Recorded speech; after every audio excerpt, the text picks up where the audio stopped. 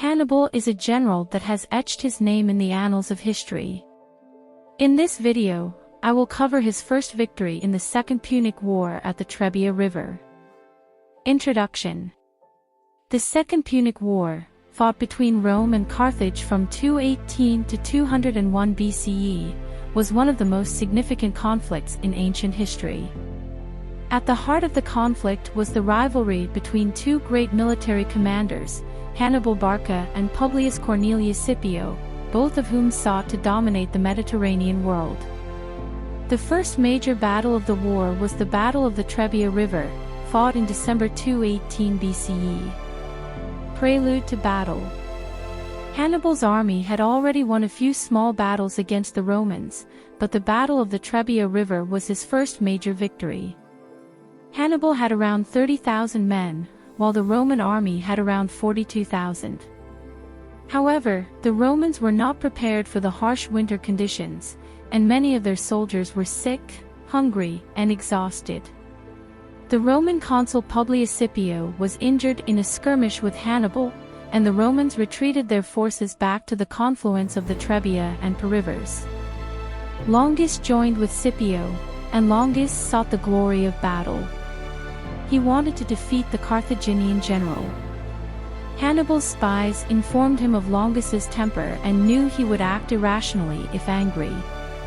Battle.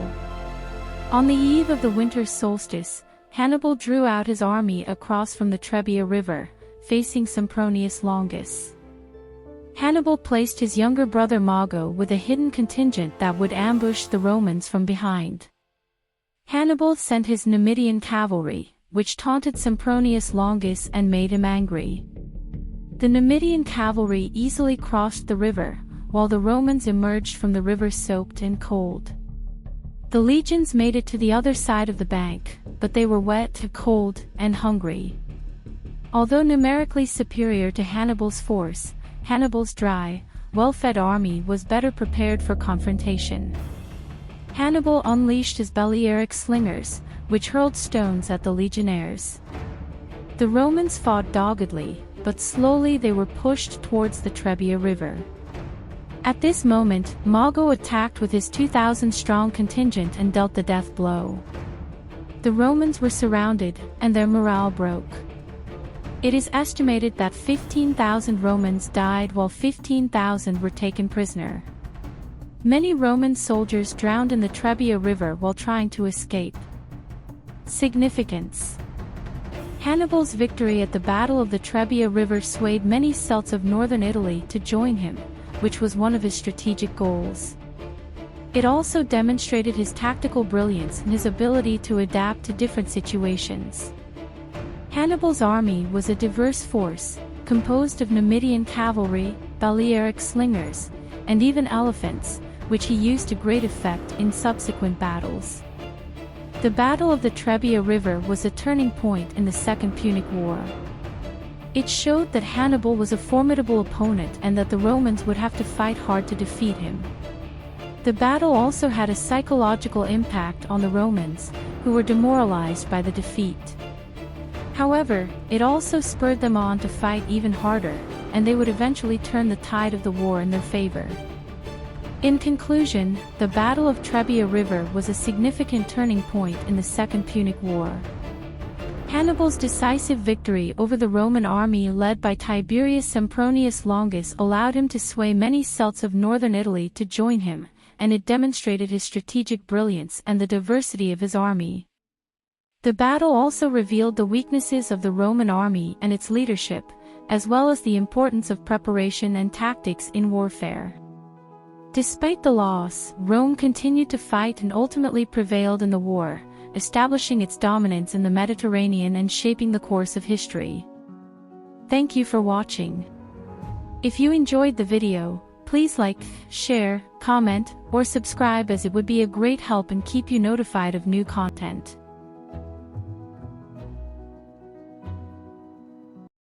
The Second Punic War was a conflict between Rome and Carthage, which began in 218 BCE and lasted until 201 BCE. The war was a result of the ongoing rivalry between the two powers, which had begun after the First Punic War, 264 to 241 BCE. In the Second Punic War, Carthage, led by Hannibal, aimed to defeat Rome and expand its power in the Mediterranean. Background: the Battle of Lake Trasimene was a significant conflict in the Second Punic War, fought between Rome and Carthage in 217 BCE. This battle was a major victory for the Carthaginian general Hannibal, who had already won a major battle against Rome at the Battle of Trebia in 218 BCE. Hannibal's tactics at Lake Trasimene were an impressive demonstration of his military genius, and the Roman army suffered a significant loss, which prompted them to adopt a strategy of non-engagement.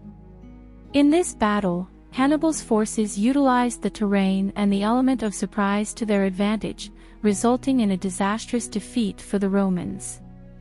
The Battle of Lake Trasimene is considered one of the greatest ambushes in military history, and its impact on the Second Punic War cannot be overstated. Prelude to battle. In early 217 BCE, Hannibal and his army marched across the Apennines towards Rome. Roman general Gaius Flaminius stationed his troops at Arretium to stop Hannibal's advance. Hannibal, however, changed his route through the Arno marshes, which caused him to lose his right eye to an infection. Flaminius had the opportunity to attack the Carthaginians as they exited the marshes, but he stalled. This gave Hannibal and his troops time to recover, and they began to ravage the countryside to draw the Romans into a fight. Hannibal led his army to the east towards Lake Trasimene. Battle. Hannibal planned his position throughout the night and positioned his troops in a place where the fog and terrain hid many of them. At the other end of the valley, Hannibal placed his African and Iberian veterans in plain view of the Romans.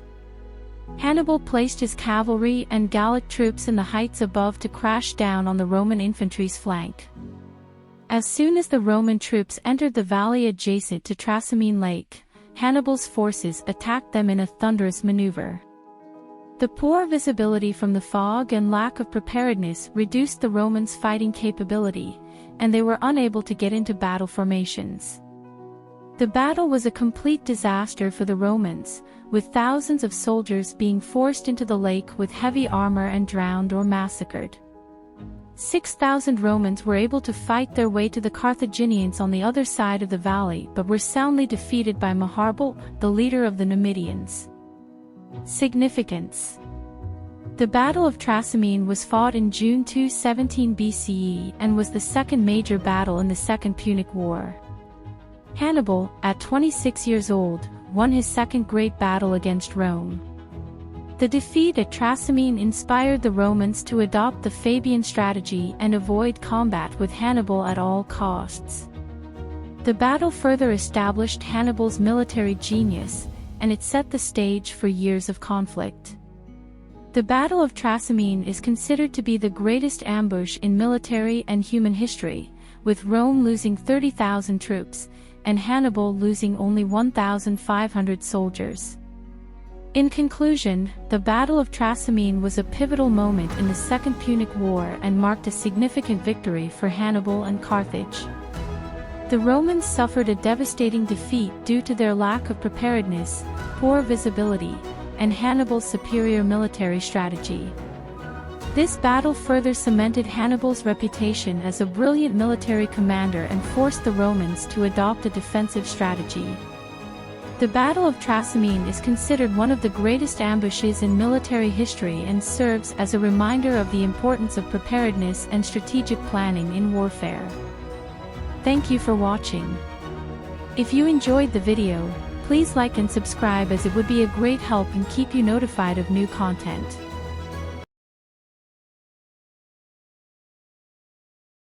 Salutations! In this video, we will be looking at the events leading up to the Battle of Cannae, and the battle itself. Few generals have achieved such audacious military success against overwhelming odds. One such general was Hannibal Barca, whose name was etched in history alongside Caesar, Alexander the Great, Napoleon, and Scipio. Hannibal was the son of the Carthaginian general Hannibal Barca, leader of the Barcid family, and general during the First Punic War, where Carthage and Rome fought for supremacy in the Mediterranean. The First Punic War lasted for 23 years from 264 BCE to 241 BCE, with most of the fighting being naval engagements, making it the longest continuous naval war in the history of mankind. The First Punic War significantly weakened Carthage's naval power and depleted its coffers. To compound the effect, Rome imposed stringent post-war sanctions and regulations on Carthage.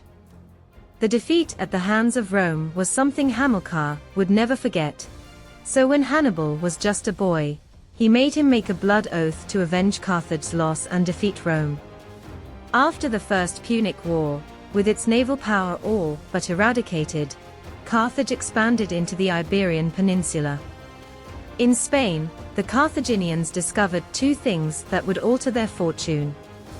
First, in its conquest of the peninsula, they realized that the Spanish were fierce fighters and would make valuable mercenaries. Second, Spain had rich silver and gold mines. Instead of rebuilding the navy, Carthage used the newfound wealth to build a formidable infantry. In 219 BCE, Hannibal occupied the Roman city of Saguntum. Although Carthage had subjugated most of the Iberian Peninsula, Saguntum was located in Roman-held territory, within the corner of the peninsula. Rome demanded that Hannibal leave the city immediately, or face the wrath of Rome's military might. At this pivotal moment, Hannibal had to decide risking another Punic War, or continuing peace as Carthage recovered from the First Punic War. In its warning to Hannibal, Rome offered him either the olive branch of peace, or the sword. Hannibal chose the sword. With Rome controlling the Mediterranean, Hannibal launched one of the most audacious and daring military campaigns in human history. In 218, Hannibal left Spain with an army of 100,000 soldiers, elephants, and officers. Hannibal would march his army across Gaul and through the Alps, which is a feat not duplicated until Napoleon crossed the Alps in 1800 to flank the Austrians at the Battle of Marengo. By today's standards, Hannibal crossing the Alps through hostile territory, while braving the heights and severe cold, remains a feat to marvel at. A large fraction of his army perished in this journey along with several of his elephants, whom he had planned to use to impress tribes and cities along the way, so that they would join his campaign. During the crossing, Hannibal lost one of his eyes, making him appear that much more fierce. The Romans were taken back by such a bold feat, but they sent an army to meet him at both the battles of Trebia River and Trasimene. In both battles, Hannibal had set well-disguised traps that the Romans fell for. The result was two crushing defeats at both battles. At this point, Hannibal, at age 27, had orchestrated two masterful victories against the superpower of the age. Despite these victories, none would be as infamous or famous as the Battle of Cannae in 216 BCE. Commanding the Roman troops would be the two co-consuls Lucius Aemilius Paulus and Gaius Terentius Varro. Commanding the Carthaginian forces would be Hannibal Barca and his brother, Mago Barca. Rome's army was made up of 80,000 legionnaires, many of whom had not seen battle. Accompanying them were 6,000 Roman cavalry. The battle took place east of the river Aufidus in a valley, which is extremely significant, because it forced the legions into a tighter, packed and deeper formation. This would serve Hannibal, who was outnumbered 2-1. The Carthaginian force was a mix of soldiers from all over Europe and Africa, many of whom did not speak the same language. The fact that Hannibal was able to command such a diverse group of soldiers is a testament to his leadership. His army was composed of Spanish, African, and Gallic infantry.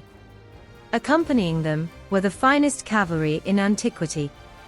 The Gallic and Spanish horsemen were heavier cavalry and could break most opposing cavalry. With them were the famous Numidian light cavalry, who were known for their elite skirmishing and speed on the battlefield. Hannibal deployed his troops in an inverted arc formation. Hannibal's plan was to allow the Romans to push his center back, giving them a false sense of victory during the battle. As Hannibal's center was continuously pushed back, he planned for the Romans to commit more and more troops to the center in hopes of breaking Hannibal's line. Hannibal placed his best infantry, including himself, in the center. As the center gave way, Hannibal planned for the African infantry on the wings to envelop each Roman flank, as they committed more and more troops to the center. Moreover, Hannibal's victory would also depend on his superior Gallic, Spanish, and Numidian cavalry defeating the opposing Roman cavalry. After beating the Roman cavalry, Hannibal's cavalry would turn and crash into the Roman rearguard. The battle started with a cavalry skirmish that worked its way past the Aufidus River. The Roman legionaries approached en masse and crashed into the Carthaginian infantry. As Hannibal predicted, his center began to give way, and the Romans committed more and more troops to the center. While his elite infantry held the line, Hannibal's superior cavalry engaged in fierce fighting against the Roman cavalry. Despite a valiant effort, the Roman cavalry broke and fled the battlefield. Under overwhelming pressure, especially in the center, Hannibal's troops continued to hold the line as more and more troops were committed to the center. As more troops were sent to the center, the more packed the legionaries became, which denied them of one of their biggest strengths, maneuverability. This neutralized many of the legionaries' ability to effectively fight. On schedule, the African infantry on his flanks began to implement a double envelopment and encircle each Roman flank. Soon after, the German, Spanish, Gallic, and Numidian cavalry slammed against the rear of the Roman army. Hannibal encircled the entire Roman army. The next several hours saw ferocious fighting, with over 60,000 Roman troops dying in one day. The carnage on the battlefield cannot be understated. At the Battle of the Somme in World War I, the British suffered similar losses at the hands of machine guns. The Battle of the Somme is still considered the worst defeat in their history. More than 2,000 years earlier, with swords and spears, Hannibal had inflicted a similar defeat on the Romans. Surrounded, as many of the Roman soldiers attempted to escape. Roughly 14,000 were able to flee, including Varro and Paulus. Against all odds, Hannibal had masterminded one of the most decisive military victories in history. Notably, his tactic of using an inverted arc with the following double envelopment was used by great generals for the next 2+ millennia. Today, Hannibal's strategy at Cannae is still taught in the military. Aftermath. In the wake of his most decisive victory, many of Hannibal's generals urged him to march on Rome. Hannibal, fearing that his numbers were too few to lay siege to Rome, decided not to. According to the historian Livy, Maharbal, leader of the Numidians, famously said to Hannibal, "You know how to win battles, but you do not know how to take advantage of them." Hannibal would spend the next 15 years fighting in the Second Punic War, winning almost every battle he fought.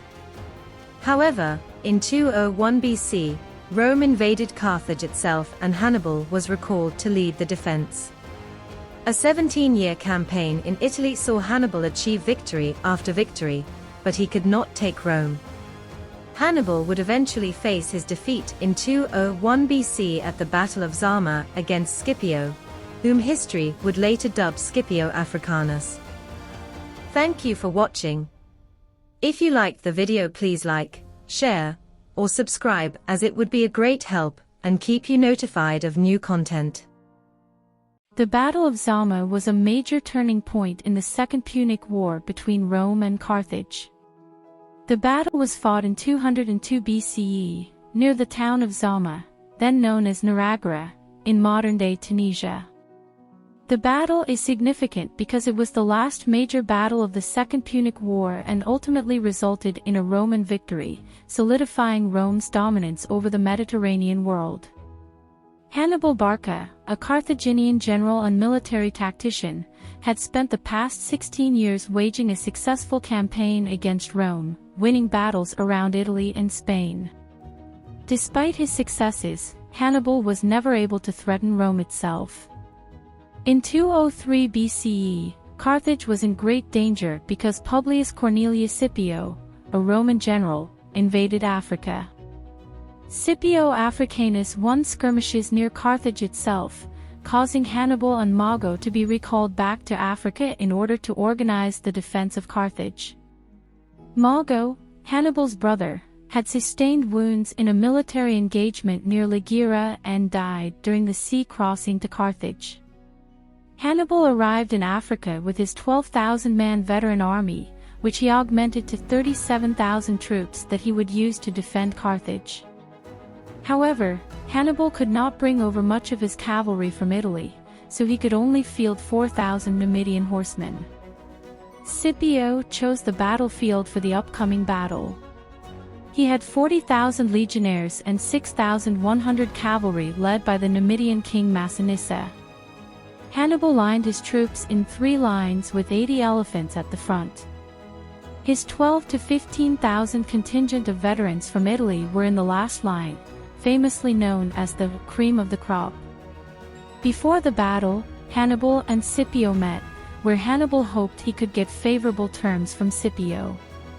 According to Livy, Hannibal told Scipio, "What I was years ago at Trasimene and Cannae, you are today." The next day, both generals lined up for battle. The elephants charged back at the Carthaginian lines, causing friendly damage due to the Roman horns blaring. The both cavalry forces engaged, but Hannibal's Numidians were driven from the battlefield. The Romans crushed the first 2 lines of royal recruits in Hannibal's army. By the time the 3rd line, with Hannibal's veterans from the Italy campaign, the cream of the crop, the Roman cavalry led by the Numidian king circled around and crashed into Hannibal's rear. The battle turned into a massacre, with the Carthaginians losing their entire army. Hannibal was able to escape, but the loss at Zama left Carthage helpless against the Roman onslaught. The Romans imposed a war indemnity of 10,000 silver talents, which was 3 times more than the First Punic War. With the defeat of Carthage, Rome would go on to become the Mediterranean superpower. Never had it come so close to defeat. For 17 years, Hannibal struck fear into the hearts of Romans, but he could never conquer Rome. Thus, ended the career of one of the greatest generals in the pantheon of world history. Never again, until Julius Caesar, would there be a general like Hannibal.